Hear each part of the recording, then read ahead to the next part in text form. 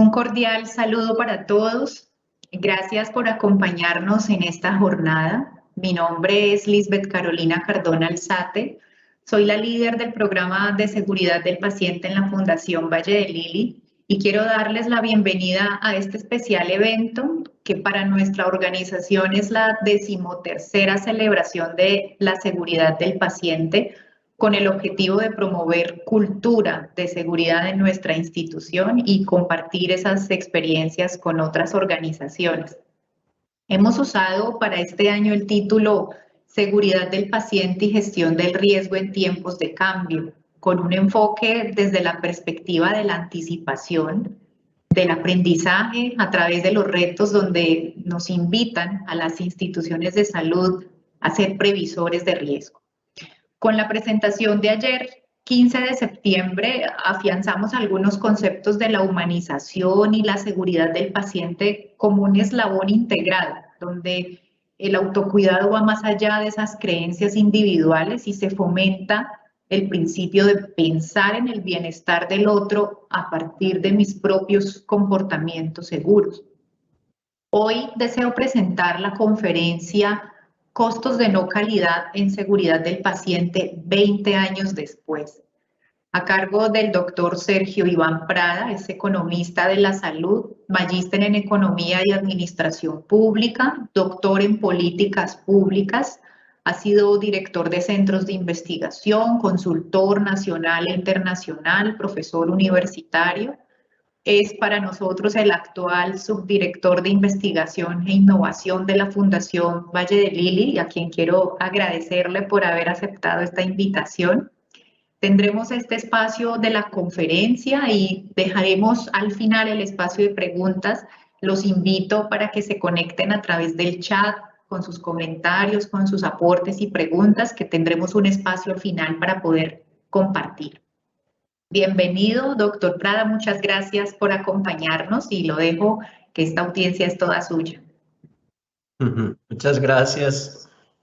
Un saludo muy especial a todos, muy buenos días y muchas gracias pues por invitarme a compartir sobre este tema de los costos, un poco esta perspectiva que podamos dar desde la economía de la salud. Voy entonces a compartir mi presentación. Perfecto. Entonces, he denominado esta conferencia Costos de no calidad en seguridad del paciente 20 años después. Comienzo recordando las grandes lecciones del libro Errar es humano, ese libro que se publica hace ya unos 20 años, 21 años en el año 2000. Y que en su momento cuantificaba para 1999 que los errores médicos podrían estar asociados a más o menos unos 98.000 fallecimientos en los Estados Unidos en ese momento. Esos errores médicos, básicamente este libro nos decía pues que son la razón de mucho sufrimiento para la sociedad, obviamente incluyendo la muerte, y decimos la sociedad porque es toda la cadena, es decir, es sufrimiento para el individuo, para el paciente, para su familia, para el grupo humano que lo estuvo acompañando desde el prestador y todos los demás que se ven influenciados por una muerte. El libro también nos recordaba que esto pues no debería ocurrir. También otra lección que nos dejaba es que ya son muy fácilmente digeribles, entendibles por el público en general y por lo tanto lo hacía, pues lo volvía algo de mucha relevancia. No solamente se quedaba dentro del entorno del hospital o dentro del entorno del prestador, sino que realmente se volvía un tema social. También se concluía en este libro que se pueden corregir. Existe una gran experiencia en materia de seguridad en muchas otras industrias, en muchos otros sectores que han tenido precisamente que enfrentarse a esto, y nos recordaba el libro que podemos adoptar muchos de estos procesos en el sector salud.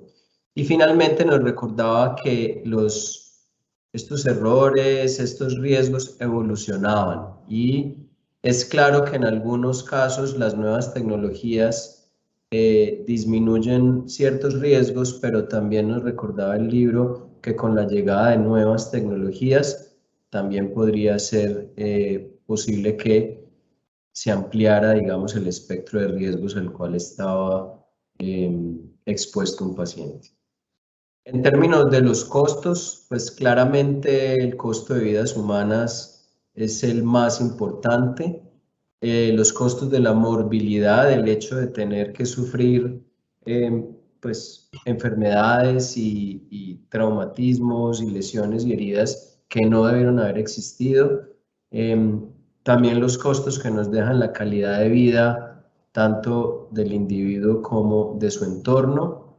Un costo muy importante que son los costos de reputación y de confianza, reputación del prestador, reputación del individuo y del equipo tratante, reputación de una red de hospitales, incluso la reputación de la aseguradora y la reputación del mismo sistema de seguridad y salud. Y por supuesto los costos económicos que se podrían clasificar en el más importante puede ser la pérdida de ingreso, la pérdida, digamos, económica, pues, de sus salarios o de sus ingresos por actividades económicas, tanto del individuo como de la familia, el mayor consumo de recursos del sistema de salud, porque si de no haber ocurrido, pues no tendrían que incurrirse en esos costos, pero por haber ocurrido entonces tenemos que gastar unos recursos, y siempre debemos recordar que los recursos tienen un costo de oportunidad. Es decir, los recursos que se están utilizando hoy en algo son recursos que se dejaron de utilizar hoy en algo más.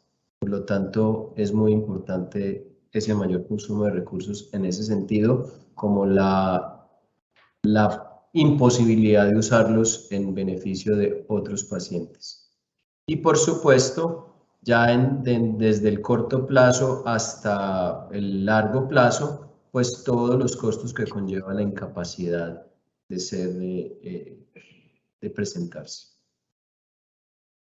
Muy importante, me gusta traer también como este libro nos decía que puede ser parte de la naturaleza humana errar, pero también es parte de la naturaleza humana crear las soluciones, encontrar mejores alternativas y enfrentar los desafíos del futuro. El siguiente tema que me gustaría presentarles es hacia dónde se ha ido la literatura, y comienzo por el origen de la literatura, y es muy interesante preparando la conferencia encontrarse que uno de los primeros artículos fue publicado ya hace 111 años, en el año 1909, donde básicamente un doctor Freeman, Dorr y Edin nos decía que era siempre triste ver a un paciente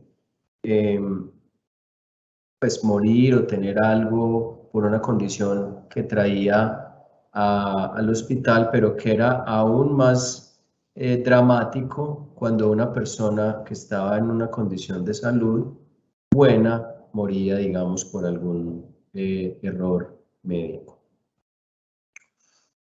Muy interesante también tener en cuenta, pues, aunque estas son instituciones en los Estados Unidos, que la preocupación por este tema podría empezar, digamos, en 1951 con el nacimiento de lo que hoy se denomina el Joint Commission, pero pues que tuvo unos nombres antes de eso, seguido por la agencia AHRQ de los Estados Unidos, que es una agencia muy seria, muy reputada que hace análisis de calidad, digamos, con investigación de muy buena rigurosidad, y por ejemplo el Instituto para el Mejoramiento del Cuidado de la Salud. Todas estas son instituciones que, como ustedes ven ahí, preceden, digamos, este boom del libro del 2000. Cuando uno hace usando esta herramienta que tiene Google que se llama Ngram, y uno busca el término seguridad del paciente, encuentra este comportamiento, donde ustedes ven que entre 1980, digamos 2000, hasta más o menos cuando ya se publica el libro, el uso de la palabra seguridad del paciente en toda la base de datos de Google de libros, pues era muy bajo, pero una vez sale el libro se nota entonces una ola y una ola creciente, llegando a ser más o menos, pues aquí haciendo un cálculo vuelo de pájaro, más o menos unas 9 veces más citado y mencionado de lo que era anteriormente. Es decir, esto nos deja muy claro que el libro definitivamente trajo un interés muy profundo en este tema. Si nos vamos a la base de datos de PubMed, donde está pues la literatura en medicina, encontramos el mismo comportamiento, muy pocas publicaciones que tenían que ver con seguridad del paciente, casi que 1 o 2 al año, y cómo después de la salida del libro esto se dispara, y cómo por ejemplo el año 2020 es el año que tiene más publicaciones. Son 18.302 publicaciones relacionadas con este tema, y en total unas 177.610 publicaciones. Cuando uno empieza a cruzar la palabra seguridad del paciente, lo que se encuentra es que el término con el que más se asocia es con mejoramiento de la calidad, ¿sí? El siguiente término con el que más se encuentra es hospital. El siguiente término es errores. El siguiente término es metas. El siguiente término es Joint Commission. Y el siguiente término es staff, o digamos talento humano. Y miren que en el puesto 7 ya se habla de informática, especialmente informática en enfermería. Y finalmente en el puesto 8 está lo que tenía que ver con esta agencia internacional. Cuando también uno va a las bases de datos más reputadas, digamos como la Web of Science, uno encuentra que los 4 artículos más citados son estos. El primero es un artículo que relaciona la seguridad del paciente con el bienestar del talento en salud y con el burnout. Entonces se hace una revisión sistemática sobre este tema. Esto es como lo que más preocupa a la literatura, o por lo menos es lo que tiene el mayor número de citaciones. La siguiente publicación que tiene mayor reconocimiento, porque ha tenido más citaciones, relaciona la seguridad del paciente con la calidad del cuidado y el uso de las historias clínicas electrónicas. También se hace una revisión sistemática. El tercero ya nos relaciona el término de seguridad del paciente con errores médicos o con la reconciliación de medicamentos. Y el cuarto más citado es una revisión sistemática que trató de encontrar cómo la promoción de una cultura de la seguridad dentro de los hospitales podría ser efectiva o no. Entonces, con toda esta literatura, con todo lo que uno ve que ha sido el incremento en la preocupación y en las publicaciones, pues cabe preguntarse, bueno, ¿mejoró, empeoró o seguimos igual a lo que se encontró hace 20, 21 años? Y empieza uno a encontrar publicaciones como estas. Digamos, años después del informe, hay un artículo en esta revista científica especializada BMJ, que miren cómo se titula: el error médico es la tercera causa de muerte en los Estados Unidos. Sigue uno buscando en la literatura y se encuentra, por ejemplo, en este Journal of Patient Safety, que en 2013 las muertes anuales por errores médicos llegarían a ser 440.000 en los Estados Unidos, o un informe de Johns Hopkins que también estaba ubicando más o menos los errores de seguridad del paciente, podrían estar representando 250.000 muertes. Cuando uno ve 440.000 y 250.000, uno sabe que el problema es grande, pero también se da uno cuenta de lo difícil que es, digamos, precisar ese número. Pero si recuerdan de hace unos minutos, el libro de Errar es humano hablaba de más o menos unas 98.000.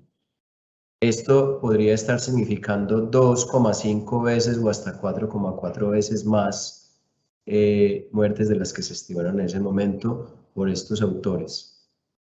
Y revisando lo que precisamente los autores del informe reflexionaban recientemente, pues me encontré este blog del 2019 del doctor Mark Chassin, que fue presidente y CEO del Joint Commission, y él tiene esta frase comenzando, digamos, su opinión, donde dice que han pasado 20 años y no hemos movido la aguja de calidad y seguridad tanto como esperábamos. Dice que la industria del cuidado de la salud ha dedicado una cantidad sustancial de tiempo, esfuerzo y recursos para resolver los problemas y que se han visto algunos avances, pero el comienzo es que no se ha movido la calidad, la aguja de la calidad tanto como se esperaba. Precisamente el Joint Commission en esa misma opinión nos recordaba que las causas principales de no calidad, de costos de no calidad en el 2020 eran las infecciones de la vía central, las úlceras por presión y los errores de medicación. En cuanto a los errores de medicación, la Organización Mundial de la Salud, también en un documento del 2018, nos recuerda que al menos una muerte por día puede estar ocasionada por errores de medicación en los Estados Unidos, que estos pueden estar lesionando 1,3 millones de personas también en los Estados Unidos. Y muy importante, dice que el costo global de los errores de medicación puede ser casi el 1% del gasto sanitario global total. El gasto sanitario global total es una cifra muy alta. El PIB, por ejemplo, el gasto en salud de los Estados Unidos es el 17% del PIB. El gasto en salud de Colombia es, por ejemplo, el 7,4, 7,5 del PIB. Esto nos demuestra que puede ser una cantidad de dinero realmente muy importante. El 1% del PIB puede ser mucho más dinero que el PIB de muchos países del mundo. Siguiendo con este recorrido por la literatura, digamos, porque qué se sabe 20 años después, puede uno, por ejemplo, encontrar este artículo de Brianna da Silva y de Mahesh Krishnamurti, que nos dicen que los Estados Unidos de América podrían estar gastando más de 40.000 millones anuales en pacientes afectados por errores de medicación y que estos errores, los que son evitables, cuestan a los Estados Unidos más de 21.000 millones anuales. Vuelvo a esta diapositiva donde hablábamos de los artículos más citados y me pareció muy interesante presentarles, traer a la conferencia el último de los 4 más citados, el de promoviendo una cultura de seguridad como una estrategia para la seguridad del paciente y una revisión sistemática que hicieron los autores. Es muy interesante los resultados que encuentran los autores. Este es pues una revista de muy alto impacto, lo que quiere decir que pasó por un muy riguroso proceso pues de revisión de pares, ¿sí? Y lo que ellos hacen es que revisan todos los artículos que tuvieran que ver con este tema de promover una cultura de seguridad como una estrategia de seguridad del paciente, como ustedes lo ven ahí, revisaron todos los artículos en una cantidad de bases internacionales entre el año 2000, entre el enero del 2000 y octubre del 2012. De allí salieron 3.679 artículos al respecto. De esos 3.679 artículos, finalmente se quedaron con 33 artículos que fueron como elegibles para poder hacer el análisis. Y pues definitivamente las diferentes estrategias eran heterogéneas, había estrategias que tenían, por ejemplo, rondas interdisciplinarias, revistas interdisciplinarias, 8 evaluaron intervenciones multicomponentes, bueno, en fin, tienen como una revisión de todo eso, pero muy importante y muy interesante, y por eso quise traerlo, es esta conclusión que ellos tienen aquí, donde nos dicen que la fortaleza de la evidencia fue muy baja y que muchos estudios tuvieron un diseño de evaluación pre-post, o sea, antes y después, digamos, de la intervención, lo que los hace de una calidad del estudio más o menos baja a moderada. No obstante, los autores nos dicen que dentro de los límites de esta limitación de la calidad de los estudios, digamos, de la fortaleza de la evidencia, se sugiere que las intervenciones sí podrían mejorar las percepciones de la cultura de la seguridad y potencialmente reducir el daño. Quiero ahora pasar a revisar en la literatura que se ha publicado en términos de métodos más costo efectivos, digamos, para tratar de contrarrestar estos problemas. Y un estudio que me llamó mucho la atención fue este estudio de 2018, un estudio publicado también en esta serie del BMJ, que es un journal pues británico muy importante, que tiene como uno de sus journals especializados el de calidad y seguridad, y aquí nos presentan un grupo de médicos y de economistas un análisis de la costo-efectividad de una serie de programas de prevención de lesiones por presiones. Entonces, este estudio lo que hace es que hace un análisis de 3 estrategias, ¿sí?, de prevención.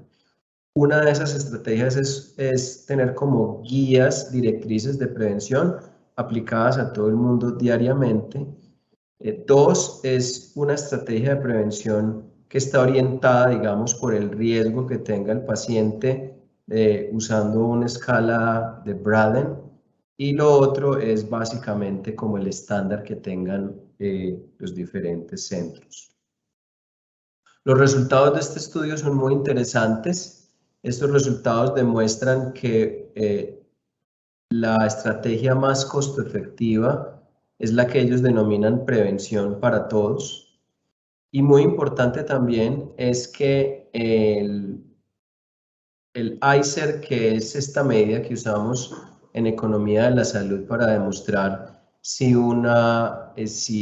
hay disponibilidad a pagar de los gobiernos o de los sistemas de salud por una medida, da muy baja. Es decir, de acuerdo con el análisis que hacen estos autores, el costo por QALY es de $2.000.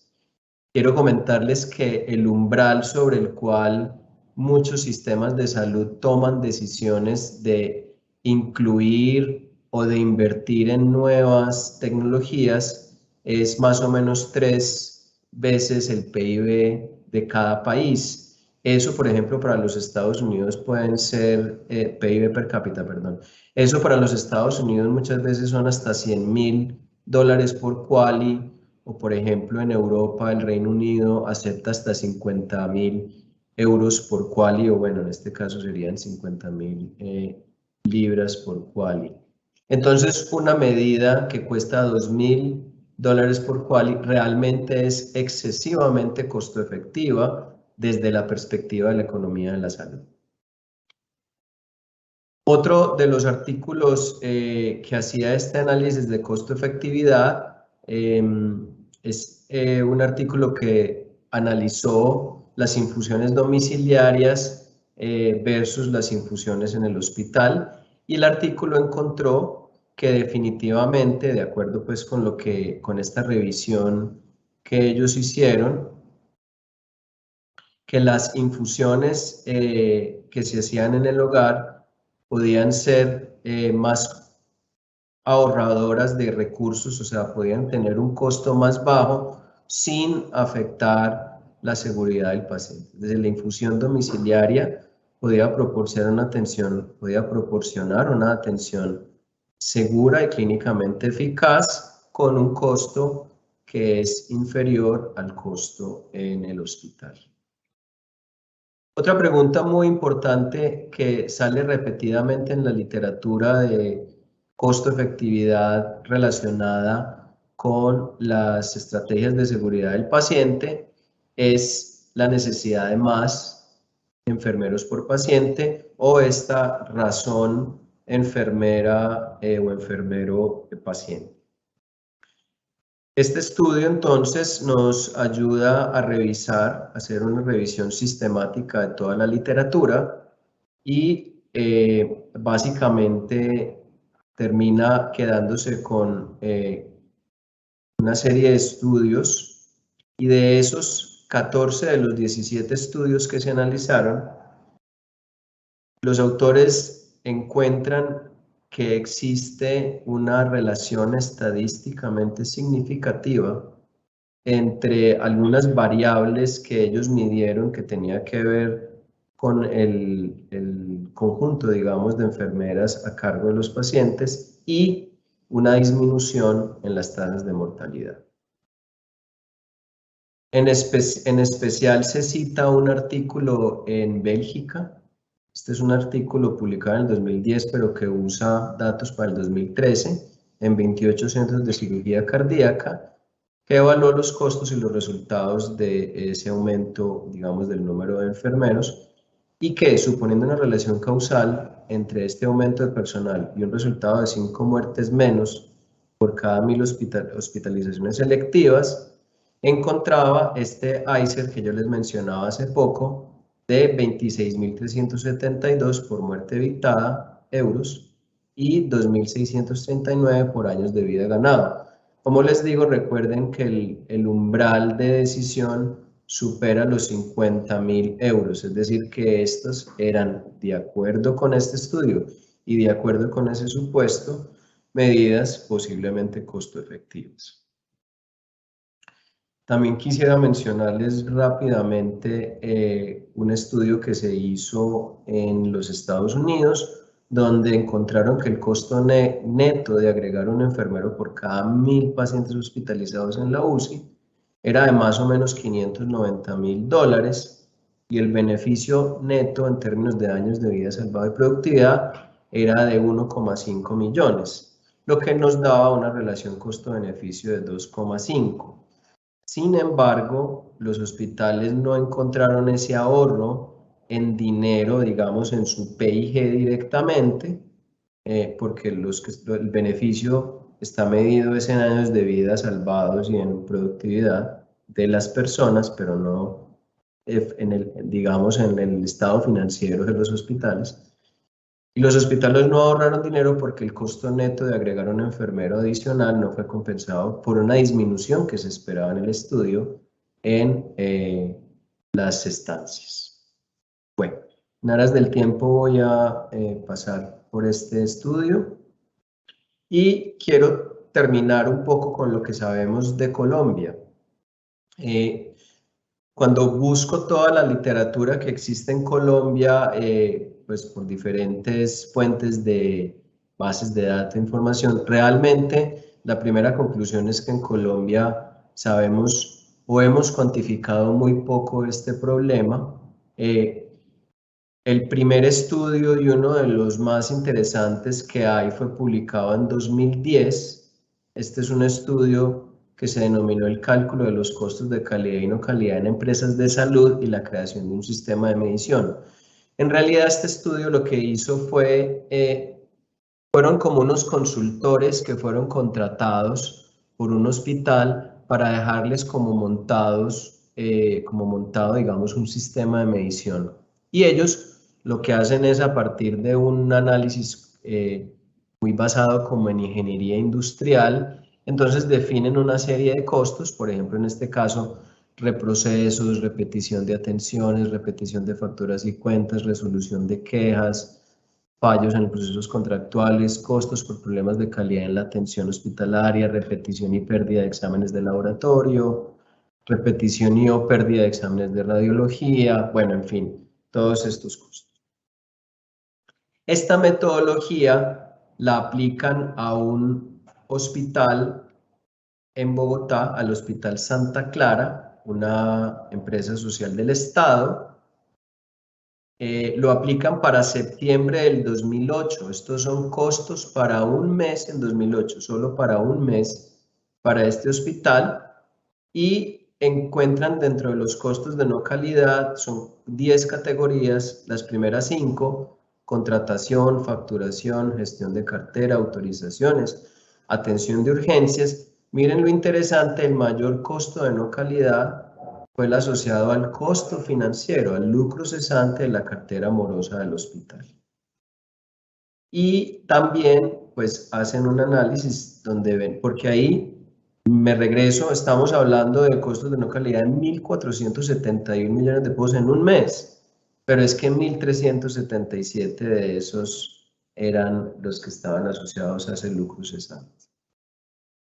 Ellos hacen el análisis para otros procesos como laboratorio clínico, radiología, hospitalización, atención al usuario y medicamento, que ya tienen que ver menos con la administración y más un poco con la parte asistencial. Y miren que los costos en un mes, de acuerdo con la metodología que ellos utilizaron, en 2008 para un mes podían ser 336,7 millones de pesos. Eso actualizado por inflación hoy a 2021, yo creo que pasaría de los 500 millones o más al mes.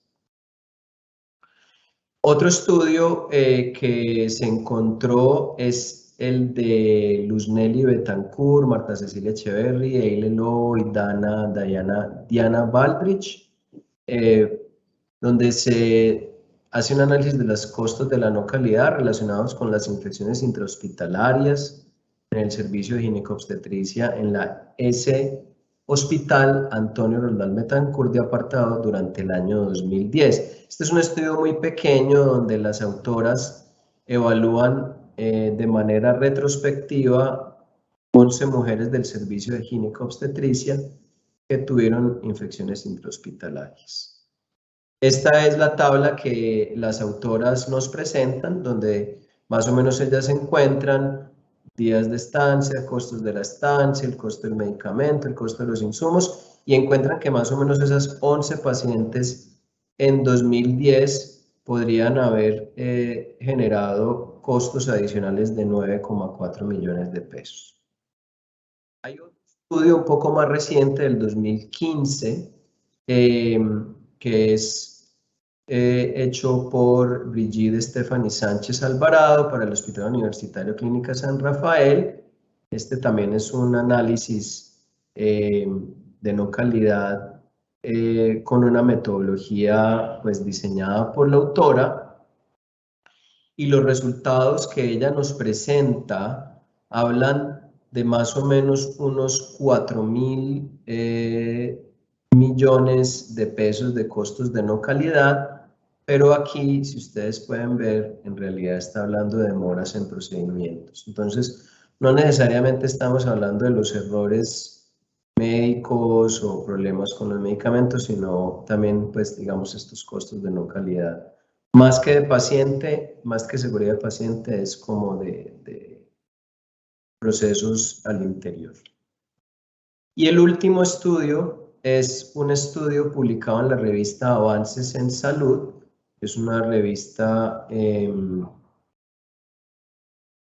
la Universidad de Córdoba, y lo que este estudio nos presentó fueron los costos de no calidad asociados a infección de sitio operatorio en mujeres post-cesareadas en Colombia en 2020.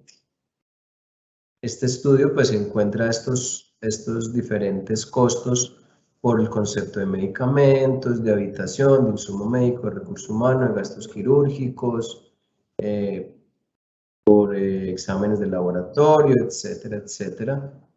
Y son costos, digamos que pues para cada uno ahí están los diferentes resultados. No, entonces, concluyendo 20 años después, es evidente que hay una tendencia ascendente en la preocupación y en la investigación sobre la seguridad del paciente, y eso digamos que es una muy buena noticia. Mientras haya más interés en estas mediciones, más aprenderemos y quizás más se va a resaltar la necesidad de seguir trabajando en este tema. No obstante, los desenlaces que hablábamos de mortalidad, de morbilidad, de incapacidades, etcétera, siguen siendo altos y siguen siendo pues muy preocupantes. Definitivamente la literatura de costo-efectividad es aún escasa y está concentrada en países desarrollados. Hay un cambio positivo en la prioridad y en la actitud cultural hacia la seguridad del paciente, pero aún todavía tenemos mucho camino por recorrer, al menos desde la literatura en Colombia, por tener mejores mediciones de costos y también a partir de esos estudios de costos poder empezar a hacer mejores análisis de costo-efectividad. Bueno, pues muchas gracias. Esto era lo que había preparado para hoy y pues quedo atento a las preguntas. Doctor Prada, gracias por esta reflexión que además nos muestra qué pasa en el antes, qué pasa en el ahora. Es una invitación también, un ejercicio académico muy interesante para promover las publicaciones en torno a la calidad, en torno a la seguridad del paciente. Y creo que este es una muy buena invitación para todas las instituciones y a las personas que este tema les parece bien interesante. Quiero contarle que tenemos 711 personas conectadas. Yo agradezco a todas las personas que están con nosotros y que se han unido. Surgió algo muy interesante y es conocer desde dónde nos acompañan, y en el chat, mientras van haciendo las preguntas y mientras van pensando qué escribir en las preguntas, yo les comparto que nos acompañan desde diferentes lugares. Aquí empezó Yolanda, a la que le agradezco porque nos dio la pauta, desde Agua de Dios, Cundinamarca, y hay personas de Cartagena, de Bogotá, de Cali, personas de Duitama, Boyacá, de Casanare, Yopal, desde Manizales, Caldas, desde Argentina nos acompañan, desde la Unión Valle, desde Jamundí, desde Buenaventura, y les agradezco muchísimo precisamente porque están conectados es con el tema de la seguridad del paciente. Los lazos que nos unen como organización es precisamente compartirnos experiencias de aprendizaje, crear esas alianzas fuertes en las instituciones para trabajar por entornos más seguros por nuestros pacientes. Y creo que este es un ejercicio bien interesante. Aquí ya han empezado a llegar preguntas, entonces voy a publicarle al doctor Prada para que revisemos preguntas que nos hace el público. ¿Cuál es la mayor brecha de conocimiento en seguridad del paciente y en costos de no calidad? Ok, la mayor brecha de conocimiento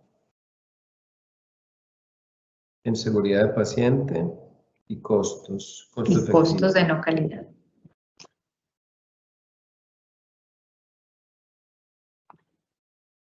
Muy bien. Bueno, yo pensaría que en términos de lo que les mencionaba al comienzo, yo creo que la efectividad de los programas. Lo que uno lee en la literatura es que no se han podido todavía diseñar experimentos o digamos estudios lo suficientemente rigurosos. Claro, pues que esto tiene mucho que ver con la ética de los estudios clínicos, pero tenemos una brecha en el sentido, pues digamos, en temas, pues habría muchos temas, no me metería en temas, pero concentrándome en lo que más conozco, que es metodología de la investigación, yo creo que ahí está la mayor brecha para poder encontrar cuáles son las mayores brechas. Es decir, si uno no tiene un buen método y ese método no es lo suficientemente riguroso, no necesariamente el resultado que usted está encontrando va a ser defensible, digamos, académicamente y por lo tanto podría tener unos sesgos que dañen la estimación. Entonces, creo yo que es un poco que investigadores se preocupen más por usar métodos mucho más rigurosos que tengan como resultado una medición más concreta. En costos de no calidad o digamos en costo-efectividad, yo podría decirles que me sorprendió, digamos, el hecho de que la literatura fuera tan escasa. Es muy escasa. Es decir, yo creo que la brecha también de conocimiento es en todas las áreas. Cuando uno lee esas estimaciones de muertes o de costos por errores de medicación, etcétera, yo siempre me quedo con una sensación de que son, digamos, números muy alarmantes y seguramente lo serán, pero cuando uno va a la metodología están llenas de supuestos. Están llenos de, es que en un lugar encontramos esto, entonces multipliquemos eso por todo el país y nos debe dar 100.000 muertes o 400.000 muertes. Entonces creo que ahí también lo que probablemente la mayor brecha que tenemos es en la información para poder hacer esos cálculos, un poco como los sistemas de reporte o los sistemas de información que nos permitieran realmente encontrarlo. Y al tener mejores datos, incluso desde la misma institución, desde el mismo hospital, podría uno entonces probablemente pues hacer mejores estudios, por ejemplo, de costo-efectividad. Gracias, doctor. Veo otra pregunta en el chat. ¿Qué sugiere para quienes no tenemos información de costos de no calidad? ¿Cómo podríamos iniciar la investigación? Qué buena pregunta, me parece muy interesante. Yo creo que uno siempre en estos estudios debe comenzar por lo más evidente, digamos, por lo que se denominan las manzanas bajitas. Esas cosas que ustedes pueden encontrar, por ejemplo, en las glosas, ¿sí? Si es que se tienen glosas. Un buen análisis de las glosas podrían empezar a darles una idea de posibles costos de no calidad asociados a seguridad del paciente. Yo creo que uno podría también hacer estudios relativamente, digamos, fáciles si tiene una identificación de unos pacientes trazadores, digamos, unos casos que usted pueda empezar a analizar ese caso y empezar a preguntar en facturación, empezar a mirar todos esos indicadores y compararlo con los casos que llegaron en las mismas condiciones o que tenían las mismas características. Ojalá siempre hacer los análisis de manera contemporánea, es decir, como lo mencionaba en la presentación, muchos siempre se concentran en antes y después. Y ese antes y después tiene muchos problemas metodológicos. Entonces, lo mejor es hacerlo de manera contemporánea. Lo mejor es decir, bueno, tuvimos un caso, analicemos ese caso, ahora busquemos alguna persona que llegó en las mismas características, misma edad, mismo diagnóstico, todas como las características similares, pero donde no hubo un error de calidad. Incluso en un emparejamiento de ese estilo de 1 a 1, se pueden encontrar los primeros indicios de esos costos de no calidad. Entonces, yo aconsejaría empezar de esa manera, empezar con identificar unos casos que sean muy claros, muy evidentes, conseguirles como una especie de gemelo o de par, ¿sí? Dentro de una casuística contemporánea y empezarlo a analizar en términos de uso de recursos. Uso de recursos es días de estancia, dispensación, exámenes adicionales, en fin. Y nunca sobra, y es muy interesante hacer a través de eso también un poquito de análisis cualitativo. Una entrevista a la persona, una entrevista a la familia, todo por favor debidamente presentado ante un comité de ética, digamos, con consentimientos informados, con todo eso, pero eso les va permitiendo encontrar evidencia más fuerte en sus propias instituciones. Gracias, doctor. Por aquí veo saludos desde Envigado, saludos desde Perú, saludos desde Armenia. Y otra pregunta, ¿solo a través de los costos de no calidad nos permite conocer el real impacto? No, definitivamente no. Definitivamente hay impactos, como lo mencionaba también al comienzo de la conferencia, que van más allá. Hay impactos, por ejemplo, en la persona, hay impacto en su capacidad de generar ingresos, hay impactos en la capacidad de generar ingresos de las personas del entorno familiar, de los cuidadores. Hay incluso impactos, si nos fuéramos un poco más allá, impactos macroeconómicos.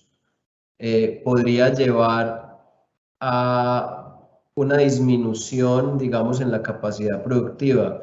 La capacidad productiva tendría un efecto, por ejemplo, en menores impuestos pagados por esa persona a lo largo de su vida. ¿Sí? Esos menores impuestos que paga una persona entonces terminan para el sistema de salud haciendo un desbalance, porque entonces el sistema de salud tendrá que hacer más esfuerzos en las consecuencias hacia adelante de esos errores. Entonces, no, los costos de no calidad muy contemporáneos, muy allí como de la contabilidad del caso, yo creo que es como la punta del iceberg. Yo creo que luego empiezan a bajar y se podría, un análisis costo-beneficio o de costos muy serio, tendría que incluir muchas otras capas al respecto. Muy bien. Bueno, nos mandan saludos desde Tuluá, el grupo Comeva EPS de Medellín. Y aquí hay otra pregunta más, doctor Prada. Gracias por la conferencia. Desde su concepto personal, ¿cuál sería la metodología o cómo se debe construir la metodología para generar la información más acertada? La metodología para construir la información más acertada. Muy buena pregunta.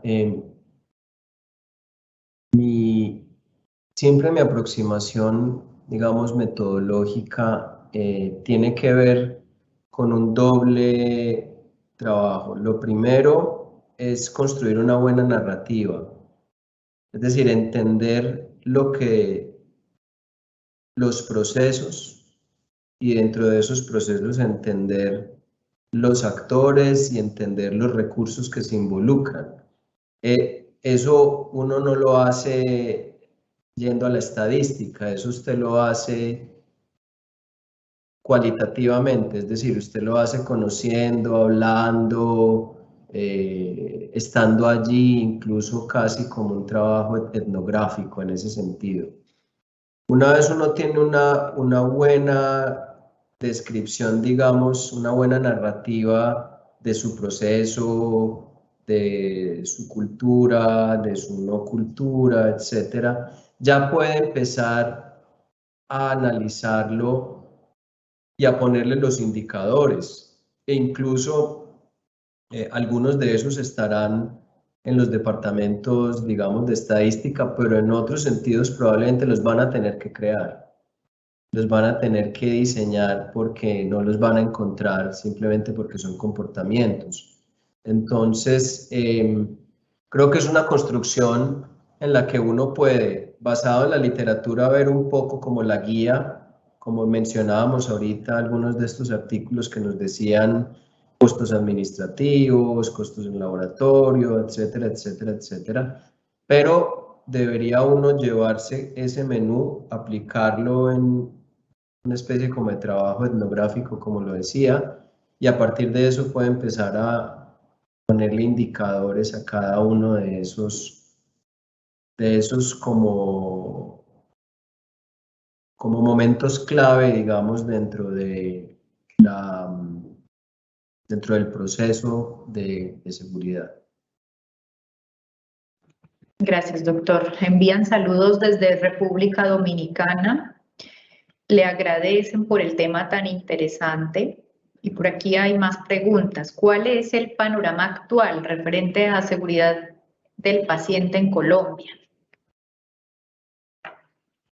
Wow, bueno, ese me sobrepasa un poco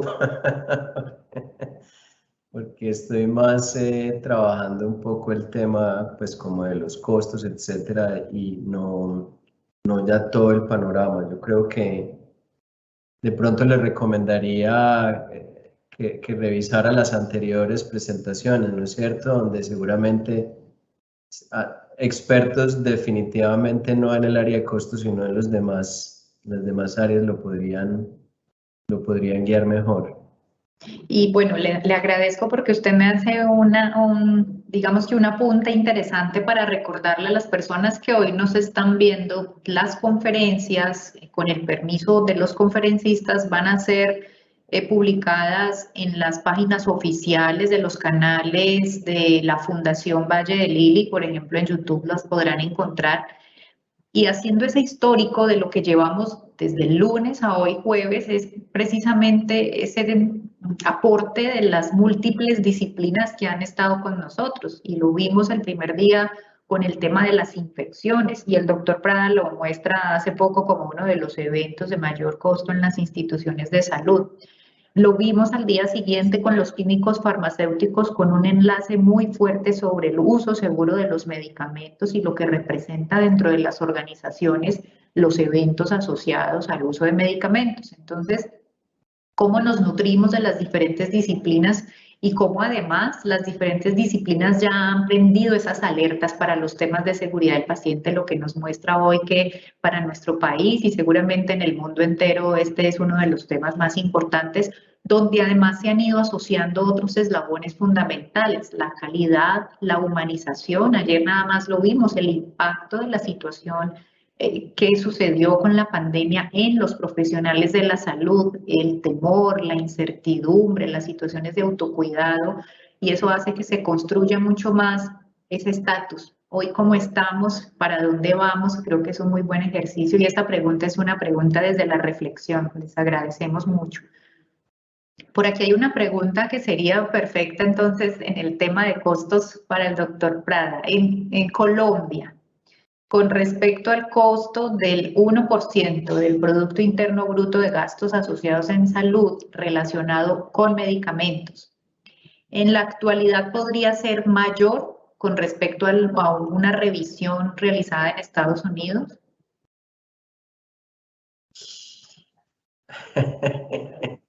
Preguntas tan difíciles, quedaron las más difíciles para el final.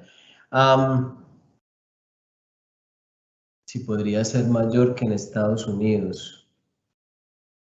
Es posible, yo creo que es posible. Yo creo que es posible porque yo creo que los sistemas de calidad y de seguridad del paciente son mucho más regulados en los Estados Unidos que acá.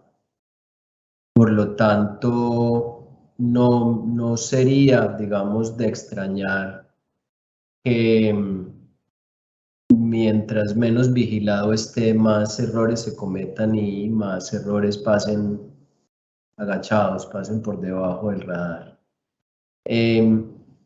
Creo que me aventuraría a decir que sí, me aventuraría a decir que sería un poco más alto definitivamente en países en desarrollo, digamos, no solamente me quedaría con el caso de Colombia, sino en general cuando hay menos supervisión, vigilancia, preocupación y ojos, digamos, y temor al regulador, etcétera, pues es posible que estos costos sean más frecuentes y por lo tanto sumen más. Muy bien, bueno, ya acercándonos al final, yo quiero agradecer, todavía nos quedan 644 asistentes. Gracias por acompañarnos hasta este último momento, gracias por las preguntas, gracias por sus mensajes. Al doctor Prada, gracias por habernos hecho este recorrido en la historia, por acompañarnos en este evento. Y quisiera invitarlos mañana, la sesión de mañana, viernes 17 de septiembre, es el día en el que en todo el mundo se estará celebrando la seguridad del paciente como Día Internacional, declarado así por la Organización Mundial de la Salud en el año 2019. Mañana vamos a explorar un tema muy interesante y es la importancia de la formación en seguridad del paciente para los nuevos profesionales de la salud, cómo este campo de convertirnos en hospitales universitarios implica también sembrar esa semilla de la seguridad del paciente en docentes, en estudiantes y cómo se deja esa huella.